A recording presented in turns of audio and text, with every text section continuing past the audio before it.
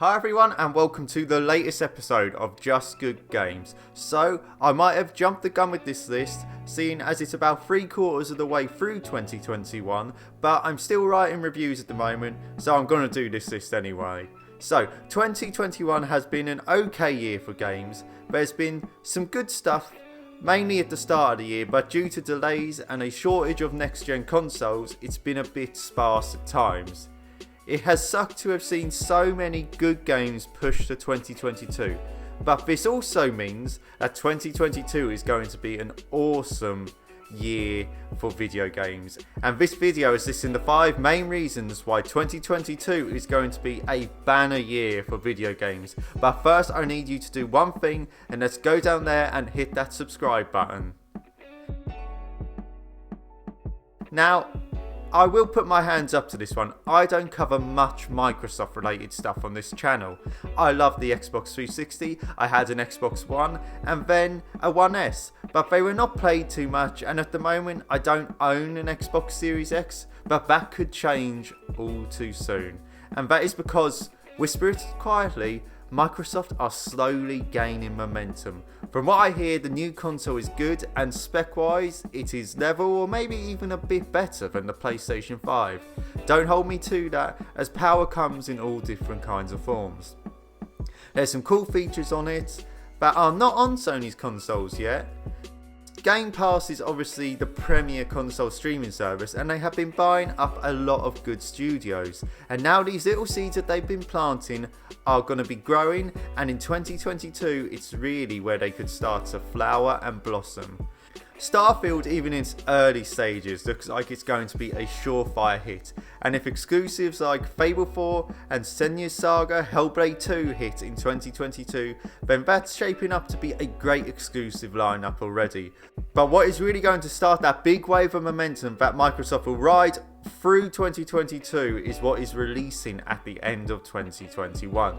Forza Horizon 5 is going to be sweet, but the big hitter is of course Halo Infinite. If this game manages to capture the old magic, then I will probably be sticking my hand in my pocket and buying a Series X, as Halo 3 was my online game. And if it's as good as that and groundbreaking as that, a lot of Relapse fans will come back and ride that multiplayer all the way through to 2022 and beyond, as this will probably be more of a live service game. It will obviously be a great campaign, but the multiplayer and sort of live service aspect of that will allow Microsoft to keep releasing things for this game all the way through 2022 and beyond. This year, if you are to believe initial release dates and stuff like that, we were meant to have got at least Horizon Forbidden West and possibly God of War Ragnarok, which means Sony would have had a hell of an exclusive lineup this year. Well, 2021's loss is 2022's game. Both these games should be coming out next year. Adding these 2 games to Forspoken, Stray and Gran Turismo 7 means that Sony has an absolutely stacked exclusive lineup next year, but you obviously want quality over quantity. God of War Ragnarok and Horizon both have the potential to be game of the year. Stray, my personal most anticipated game of 2022, and Forspoken have the potential to be sleeper hits, and Gran Turismo is coming for the driving simulator crown that Forza has held for a while now. What a lineup, and that's even without going into Final Fantasy 16, which is penciled in for 2022, but to be honest, I wouldn't be surprised if that's delayed to 2023. Everyone who watches the channel knows that I am a massive From Software fanboy, and it's been too long since we've had a From Software game. So yeah, I'm doing Elden Ring as its own point. It will have been nearly 3 years since Sekiro's Shadows Die Twice when Elden Ring releases, and it has a high bar to reach, but I am more than confident that it will be met and then some. This again has Game of the Year written all over it. After not seeing anything of the game in what felt like years, trailers and details started popping up left, right and centre. Judging from the trailer, which you are watching now and looks awesome, the world of Elden Ring looks absolutely stunning and full of wonderful and horrible creatures. Also, with George R.R. Martin writing the lore, you know it's going to match the quality of the visuals. The combat looks like a combination of all the best bits from From's past games, but seems to lean more towards the more kinetic combat of Bloodborne and Sekiro. Also, it seems to be leaning more towards Sekiro in having a more traditional storytelling style. The new stuff which is being brought to the table, like a more open world feel and mounts to traverse this land. Finally, the bosses, and that's what From's games are all about, just look like they're going to be on the top tier. The more I see of this game, the more I think it will be From Software's crowning glory. It also will be near the top of all the Game of the Year lists, and every time I rewatch this trailer, I get more and more excited about this game. I want this game to be released right now, and we don't have long to wait, with it coming out I think in January. Nintendo, ever since the Wii, have sort of done their own thing. They're not really part of the so-called console war, which is just fans arguing, to be fair. They don't have big powerful machines, and all they have to do is to release anything with Mario and Link attached to it and it'll be a hit. Now I know that's an oversimplification of things, as the Switch has other good games besides Zelda and Mario games, but you get my drift when I say that they dance to the beat of their own drum. This will continue long into 2022 with a sparse but great exclusive lineup.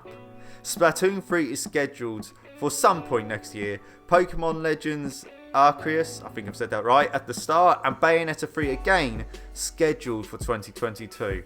If these all come out, then it'll be a good year for Nintendo. But the main event, is the sequel to the 2017 Game of the Year, The Legend of Zelda Breath of the Wild. It just so happens that 2017 also was the last time we really had a banner year for games, so it's quite a nice parallel there. Not much is really known about Breath of the Wild sequel, but it looks awesome, doesn't it? And Ganon is probably back and you have to take to the skies this time around. So many fan theories are swimming around, like, do you play as Zelda in this one? Could that be a feature? How has Ganon returned? And Link's now got some sort of new arm contraption that has the same powers as sort of the Sheikah Slate had in the first one. This is Nintendo's ace in the hole for next year, so you know it's going to be good. Just look at the list of games that are scheduled for 2022. I am aware that some of these could be pushed to 2023, and also some of these might not be good. But you've got the Saints Row reboot, Tiny Tina's Wonderlands, A Plague's Tale Requiem, Gotham Knights, Hogwarts Legacy, Lego Star Wars The Skywalker Saga, Dying Light 2 and much more to come in 2022. Then there'll be the usual suspects such as Assassin's Creed and COD. Then there's some rumours like the Metal Gear Solid remakes, and a rumour which has come to fruition since I wrote this script, the GTA Trilogy remasters. Whether they come next year, we don't know, but at least we know it's coming. And again, there'll be much more which we don't know about.